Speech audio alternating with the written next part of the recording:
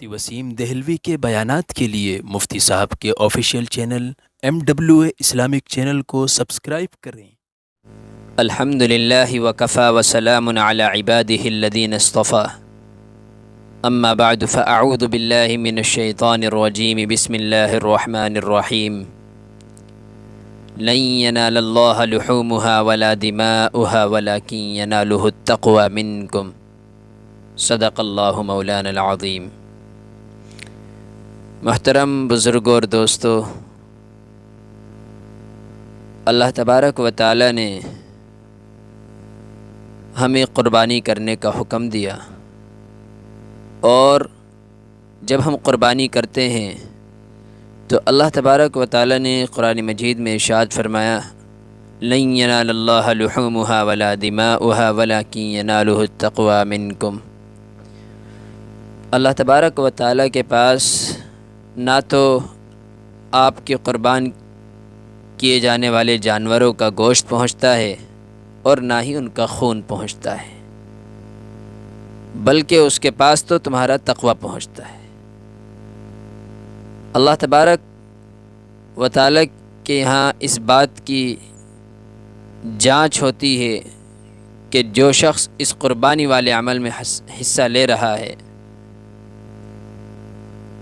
اس کے دل میں اخلاص کتنا ہے، للہیت کتنی ہے، اللہ کے لیے کرنے کا جذبہ کتنا ہے۔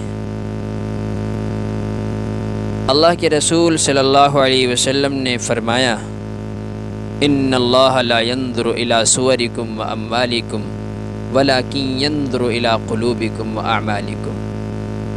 اللہ تبارک و تعالی تمہاری شکلوں کو اور صورتوں کو نہیں دیکھتا، بلکہ اللہ تبارک و تعالی تو تمہارے دلوں کو دیکھتے ہیں کہ تمہارے دل کے اندر اخلاص کتنا ہے، للہیت کتنی ہے۔ نہ ہی اللہ تبارک و تعالی یہ دیکھتے ہیں کہ آپ نے خرچ کتنا کیا ہے، آپ کتنے مال والے ہیں، کتنے پیسے والے ہیں، آپ کتنا مہنگا جانور خرید رہے ہیں، کتنا مہنگا جانور لے کر اس کی قربانی کر رہے ہیں۔ یہ سب اللہ کے ہاں نہیں دیکھا جاتا، نہ ہی کسی کی شکل و صورت، نہ ہی اس کا مال۔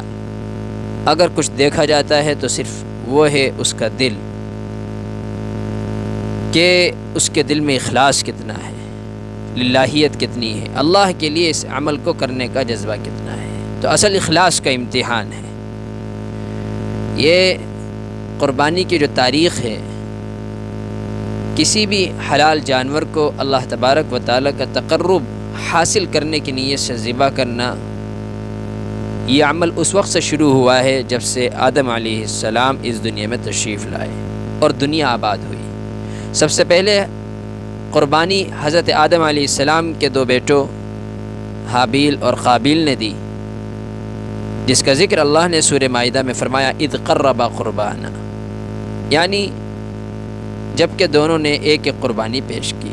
علامہ ابن کثیر علیہ الرحمہ نے بروایت ابن عباس رضی اللہ تعالیٰ عنہ اس آیت کی تفسیر میں نقل فرمایا کہ حابیل نے ایک مینڈھے کی قربانی پیش کی اور قابیل نے اپنے کھیت کی پیداوار سے کچھ غلہ وغیرہ صدقہ کر کے قربانی پیش کی۔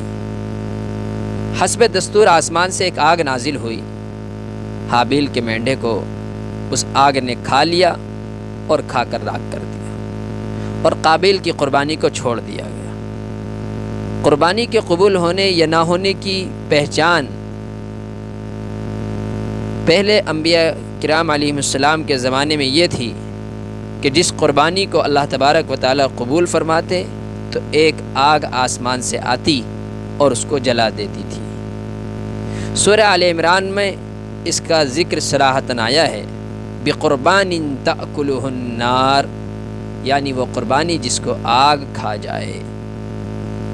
تو زمانہ قدیم میں پچھلی امتوں کے اندر جو وہ عمل کیا کرتے تھے، صدقہ دیا کرتے تھے، زکوٰۃ نکالا کرتے تھے، اس کی قبولیت کی علامت یہ ہوتی تھی کہ وہ اپنے صدقے اور زکوٰۃ کے مال کو نکال کر پہاڑ کی چوٹی پر لے آ کے رکھ دیتے تھے۔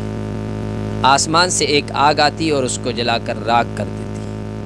تو جس کے صدقے زکوٰۃ کے مال کو آسمان سے آنے والی آگ جلا دیتی تھی تو یہ اس بات کی علامت اور نشانی ہوا کرتی تھی کہ اللہ تبارک و تعالیٰ نے اس کے صدقے اور زکوٰۃ کو قبول فرما لیا۔ بنو اسرائیل میں بھی ایسی ہوتا تھا، اور جس کے مال کو آسمان سے آنے والی آگ نہیں جلاتی تھی تو یہ اس بات کی علامت ہوا کرتا تھا کہ اللہ تبارک و تعالیٰ نے اس کے دیے ہوئے صدقے اور زکوٰۃ کو قبول نہیں فرمایا۔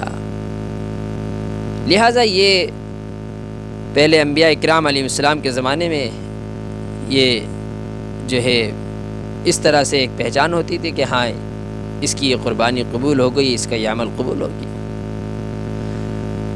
آپ صلی اللہ علیہ وسلم کی امت پر اللہ تبارک و تعالیٰ کا یہ خصوصی انعام ہوا کہ قربانی کا گوشت اور مال غنیمت ان کے لیے حلال کر دیے گئے، جبکہ پچھلے انبیاء کرام علیہ السلام کی امتوں میں ہم دیکھیں تو قربانی کے جانور کو آگ جلا کر راکھ کر دیتی تھی، لیکن ہمارے لیے قربانی پھر اس کا گوشت بھی ہمارے لیے حلال کر دیا گیا، اور مال غنیمت اس کو بھی حلال کر دیا گیا۔ حدیث مبارکہ میں رسول اکرم صلی اللہ علیہ وسلم نے اپنے خصوصی فضائل اور انعامات الہیہ کا ذکر کرتے ہوئے فرمایا احلت للغنائم، یعنی میرے لیے مال غنیمت حلال کر دیا گیا۔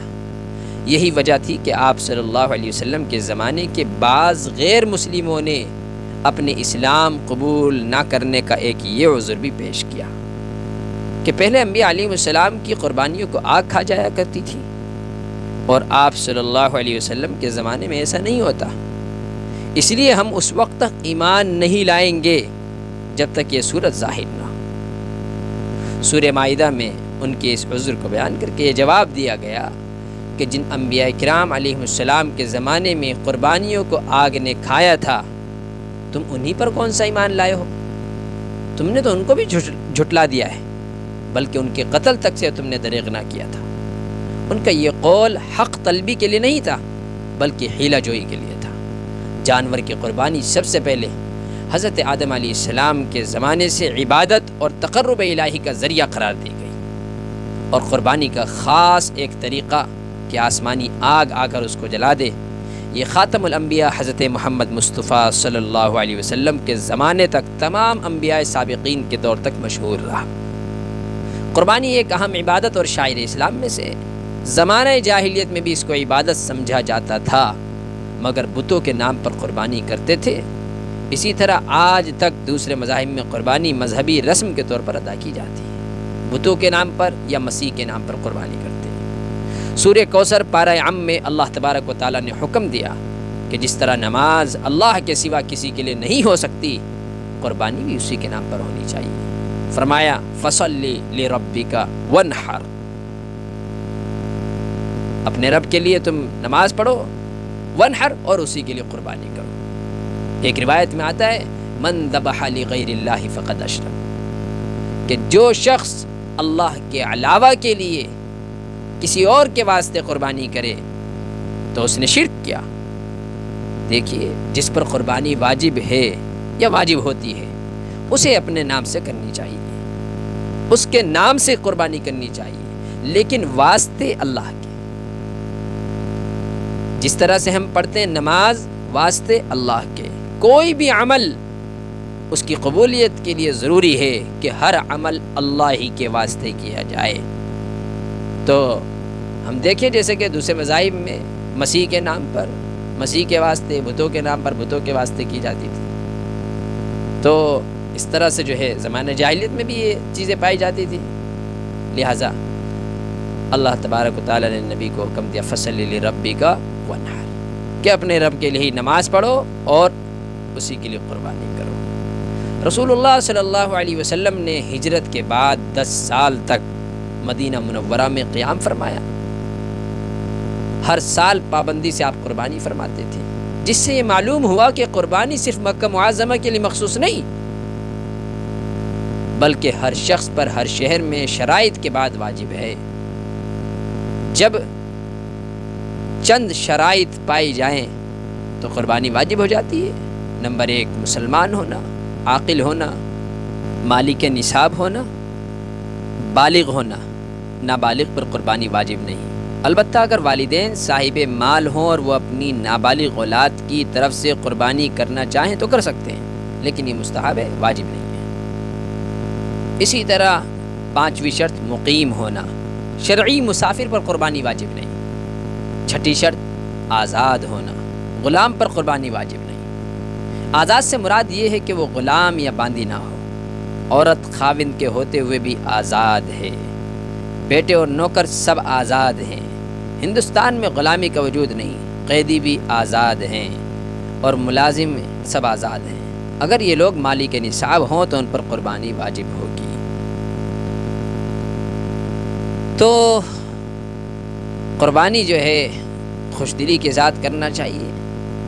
ان تمام باتوں سے معلوم ہوا کہ قربانی صرف مکہ معظمہ کے لیے مخصوص نہیں، بلکہ ہر شخص پر ہر شہر میں شرائط کے پائے جانے کے بعد واجب ہے، اور مسلمانوں کو اس کی تاکید فرماتے تھے۔ اسی لیے جمہور علماء اسلام کے نزدیک قربانی واجب ہے۔ اللہ تبارک و تعالیٰ اس عمل میں ہمیں خوش دلی کے ساتھ حصہ لینے کی توفیق عطا فرمائے۔